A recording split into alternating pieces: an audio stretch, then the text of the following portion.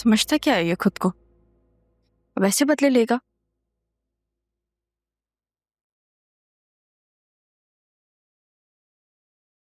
ठीक है, seems good, thank you. Hello.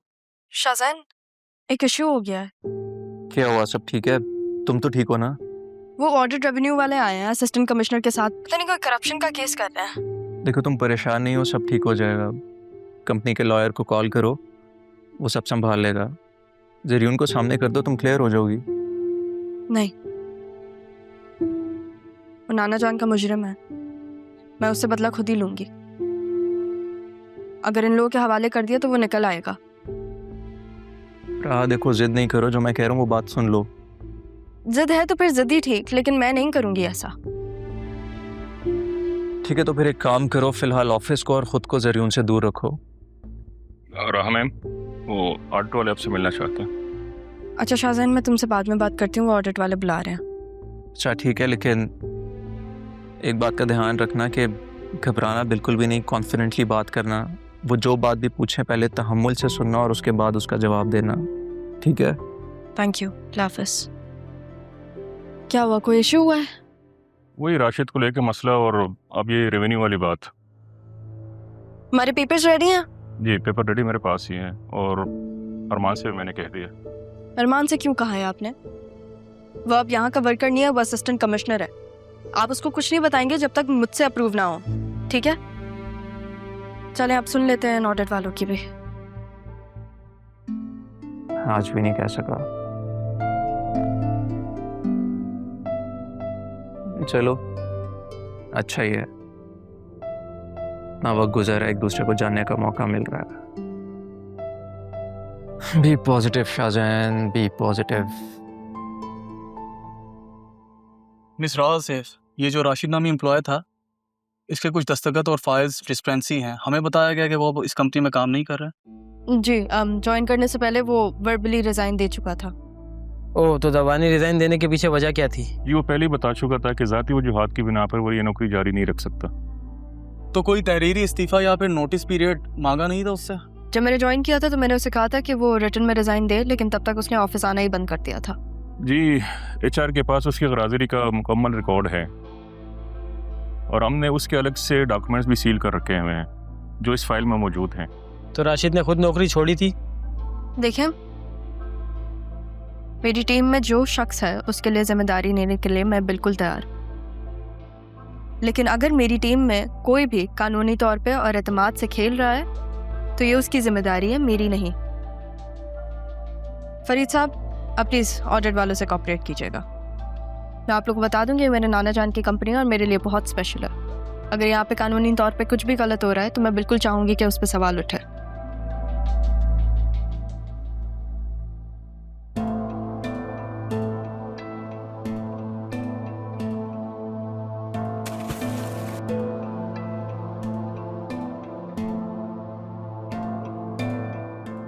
पता है इसको सब। ये देखें, इसके नए नंबर पे कॉल तो मैसी पे था।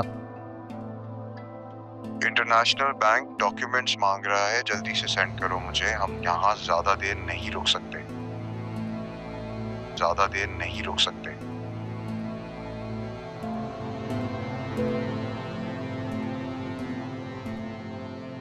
ये काफी है, उठाऊं तुम्हारे घर वालों को? नहीं, तूने कुछ मत किया, जो कहोगे मैं करने को तैयार, सब बताने में तैयार। बेटा, बताने का टाइम गया, सब कुछ वापस करना पड़ेगा जो लिया है। इसे खाने पीने को कुछ दो और ज्यादा आराम नहीं करने देना।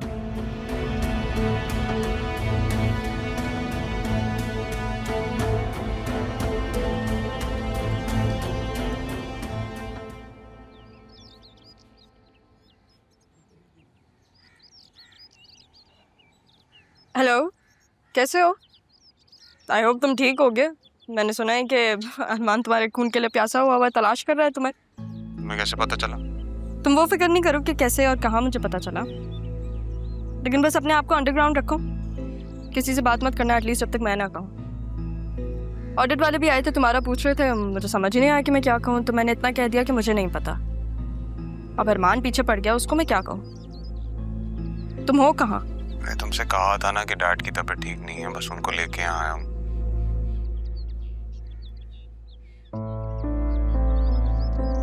लेकिन खैर, तुम अपने डैड का ख्याल रखो, बाद में बात करते हैं।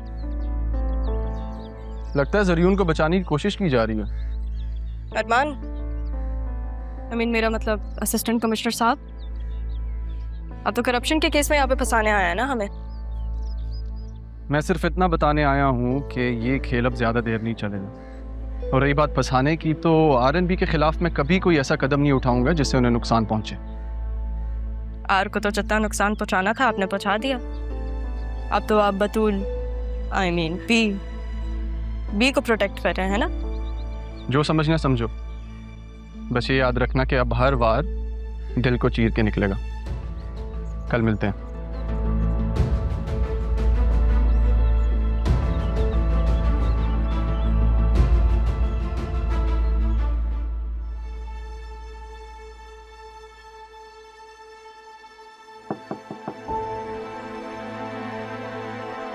आओ बेटा, बैठो।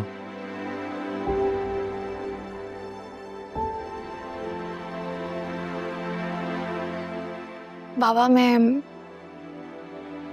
आपसे एक बात कहना चाह रही थी। हाँ कहो बेटा, क्या बात है? बाबा, मैं चाह रही थी कि मैं सैयद से खुला ले लूं। मैं जानती हूँ कि मेरे लिए फैसला करना आसान नहीं होगा,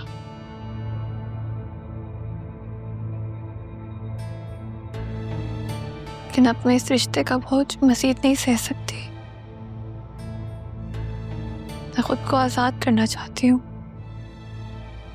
हर उस याद से जिसमें मैं कैद होती जा रही हूँ। तुम्हें जो ठीक लगता है ना बेटा, तुम करो। मैं तुम्हारे साथ खड़ा हूं।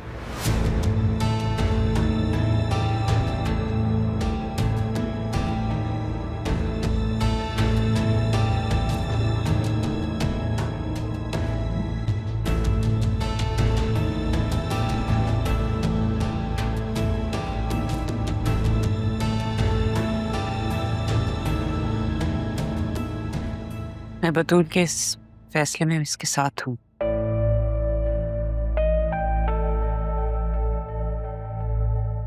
आई थिंक तुम्हें ज़ैनब से बात करनी चाहिए। क्या? अभी बतूल की खुला नहीं हुई है, समझी तुम? जानती हूँ।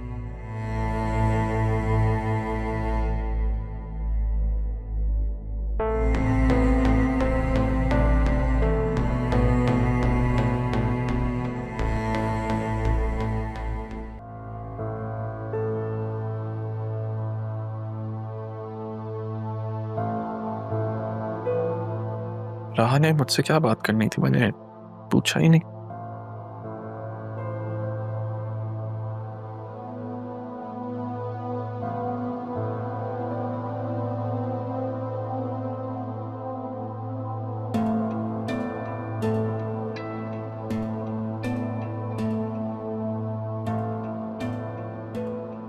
अब ऐसे है तो फिर ऐसे ही सही, तुमसे ऑफिशियली बात करनी होगी। Sure. Hello mister Asif, this is Arman Sikandar Hayat. आप कल सुबह 9 बजे कमिश्नर ऑफिस पहुंच जाए। This is an official message.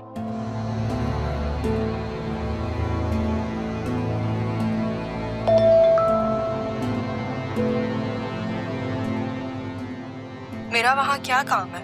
और ऑफिशियल मैसेज के लिए ऑफिशियल टाइमिंग्स होती है ना एसी साहब। देखें, किसी गलत फहमी का शिकार मत रहिएगा जैसे मैं आपसे बात करने के लिए मरता जा रहा हूँ। ऐसा कुछ नहीं है। 9 AM you should be at the office. अब ऐसे है तो ऐसे ही सही। तुम्हें तो अब मैं अपने सामने खड़े रहने की सजा दूंगा। देखता हूँ कैसे नहीं आती। किसकी बात हो रही है? कौन आने से इनकार कर रही है? राहा, RNB की कुछ मामलात हैं, उसके लिए उसे कल ऑफिस बुलाया मैंने। अच्छा, देखो अरमान, चाहे ये ऑफिशियल है या अनऑफिशियल, इस काम को फौरन समेटो। क्योंकि मैं बहुत थक गई हूँ और मैं अब तुम्हारी शादी करना चाहती हूँ। मुझे शादी नहीं करनी अब। जिसके लिए तुम इनकार कर रहे हो ना, वो खुद को सजा दे रही है, बिल्कुल इसी तरह जैसे उसकी माँ ने उसको छोड़कर सजा दी थी खुद को।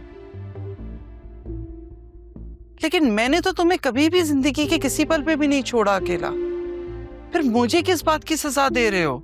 आप सब जानती हैं अम्मी, फिर ये बातें क्यों? मैं सब जानती हूँ, लेकिन तुम एक बात अच्छी तरह समझ लो कि मैं थक गई हूँ। मुझे अजियत देना बंद करो बेटा। मैं चाहती हूँ कि तुम्हारी शादी हो जाए, तुम मेरी जिंदगी में सेटल हो जाओ। लड़की पसंद कर ली है मैंने, और मैं इनकार नहीं सुनूंगी। अगर तुमने इनकार किया तो मैं अपनी जान से जाऊंगी।